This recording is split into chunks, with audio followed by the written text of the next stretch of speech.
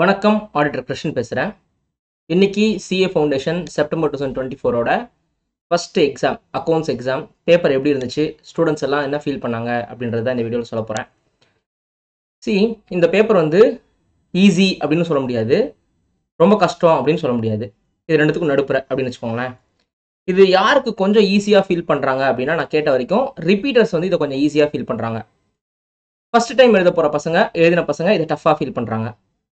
இப்போ நான் first time அப்படின்னு சொல்கிற பசங்க யார் அப்படின்னா, மார்ச் மாதம் 12th முடிச்சுட்டு ஏப்ரல் மாதம் மிடில் கிளாஸ் ஜாயின் பண்ணி மே ஜூன் ஜூலை ஆகஸ்ட்குள்ளே போர்ஷன்ஸை முடிச்சுட்டு அண்டர் மார்க்ஸ் டெஸ்ட் எழுதிட்டு போன பசங்க. இந்த 4 மாதத்துக்குள்ளே ப்ரிப்பேர் பண்ணாங்களே அவங்கள தான் நான் ஃபஸ்ட் அட்டெம்ப்ட் சொல்கிறேன்.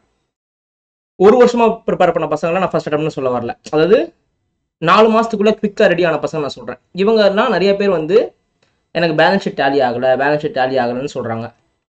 இதுக்கு காரணம் என்னென்னா, இன்னும் அதிகமான சம்ஸ் ப்ரிப்பேர் பண்ணியிருக்கணும், இன்னும் அதிகமான தடவை ஒரு சம்மை போட்டு பார்த்துருக்கணும் அப்படின்றதான் விஷயம்.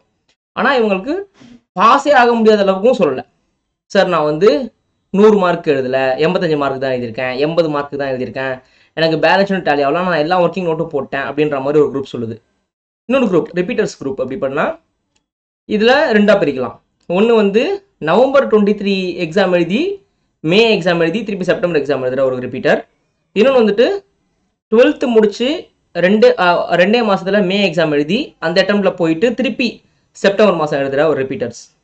இந்த நவம்பர் அட்டெம்ப்ட் எழுதின பசங்க என்ன சொல்கிறாங்கன்னா, சார் நாங்கள் மேக்கே சமத்தரவாக இருந்தோம், ஆனால் ஏதோ கேட்டகையெல்லாம் மேல ரெடி ஆகலை, கிளியர் ஆகலை, இப்போது வெறித்தனமாக படிச்சிருக்கோம், ஸோ எங்களுக்கு பேப்பர் ஈஸியாக இருந்துச்சுன்ற மாதிரி சொல்கிறாங்க சில பேர். அதாவது யாரெல்லாம் அவங்களுக்கு கொஷினை பார்த்தோன்னே இந்த கொஷினை சாய்ஸில் விடலாம், இந்த கொஷின் எடுக்கணும் அப்படின்ற அளவுக்கு அவங்களுக்கு தெரிஞ்சிருக்கு.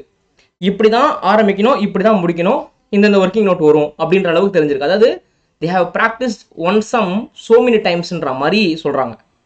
ஸோ இந்த அட்டெம்ப்ட் ஃபெயிலே ஆகிடக்கூடாதுன்ற மாதிரி தரவாக செமையாக படித்த பசங்களுக்கு இந்த பேப்பர் ஈஸியாகவே இருந்திருக்கு. அவங்களால பேப்பரை சீக்கிரமே முடிக்க முடிஞ்சிருக்கு, பேலன்ஸ் ஷீட்டு டேலி ஆகிருக்கு.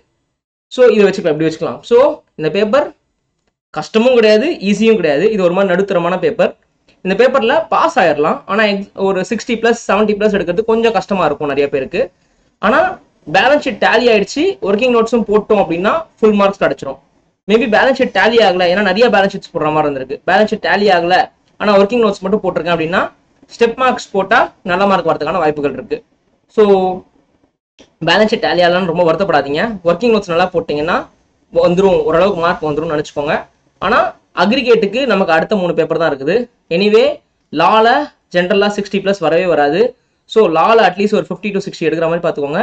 அதுக்கப்புறம் மிச்சம் சப்ஜெக்டில் தான் அக்ரிகேட் தூக்குற மாதிரி இருக்கணும். ஸோ அதனால் ரொம்ப ஃபீல் பண்ணாமல் அட் த சேம் டைம் அடுத்த சப்ஜெக்ட்லாம் கான்சன்ட்ரேட் பண்ணி நல்லா பண்ணுங்கள்.